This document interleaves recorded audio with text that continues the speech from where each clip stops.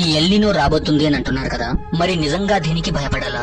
దీనివల్ల చాలా నష్టం జరుగుతుంది అని కూడా అంటున్నారు. అసలు ఎల్నినో అంటే ఏంటి, అది ఎప్పుడు వస్తుంది, దానివల్ల జరిగే నష్టాలేంటి, అండ్ ప్రత్యేకంగా మన భారతదేశంలో కలిగే నష్టం ఏంటి చూద్దాం.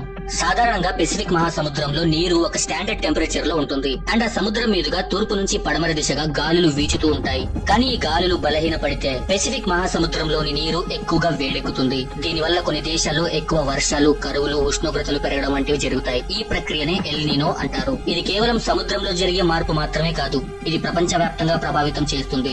ప్రపంచ వాతావరణ సంస్థ ప్రకారం ఎల్నినో 2026లోనే రావడానికి 80% కంటే ఎక్కువ అవకాశం ఉంది. అలాగే అది నవంబర్ వరకు కొనసాగేందుకు 90% ఛాన్స్ కూడా ఉందని తెలిపింది. అంటే ఖచ్చితంగా 2026లోనే ఈ ఎల్నినో వస్తుంది. ఇంతకు ముందు కూడా ఇలాగే జరిగింది. 1997-98లో వచ్చిన శక్తివంతమైన ఎల్నినో ప్రపంచవ్యాప్తంగా భారీ వరదలు, కరువులు, వ్యవసాయ నష్టాలకు కారణమైంది. అంతకంటే భయంకరంగా 1877-78 కాలంలో జరిగిన ఎల్నినో ప్రపంచవ్యాప్తంగా తీవ్ర కరువుని సృష్టించి కోట్ల మంది జీవితాలను ప్రభావితం చేసింది.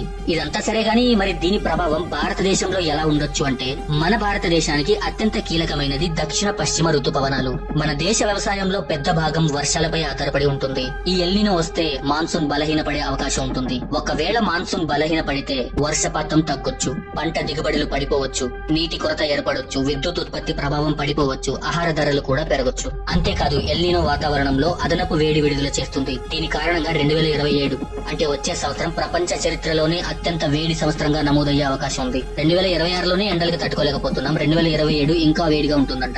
ఇప్పటికే వాతావరణ మార్పుల వల్ల భూమి వేడెక్కుతుంది. దానికి ఎల్నినో కూడా తోడైతే పరిస్థితి మరింత తీవ్రంగా ఉంటుందని హెచ్చరిస్తున్నారు. ప్రపంచం మొత్తం ఈ 2026లో ఏర్పడే ఎల్నినోని చాలా క్లోజ్ గా మానిటర్ చేస్తుంది. ఏదేమైనా అలాంటి పరిస్థితి కనుక వస్తే కరువు కాలంలో, కష్టకాలంలో ఒకరికొకరు తోడుండాలి, ఒకరికొకరు సహాయం చేసుకోవాలి.